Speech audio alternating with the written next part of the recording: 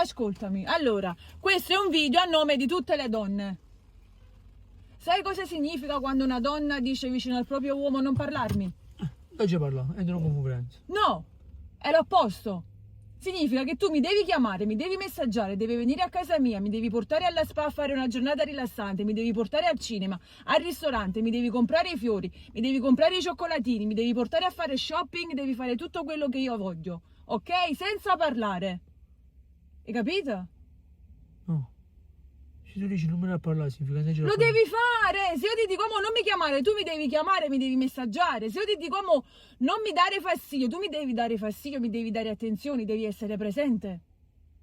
Se io ti dico non parlarmi perché sono arrabbiata, tu se non lo fai mi fai arrabbiare ancora di più.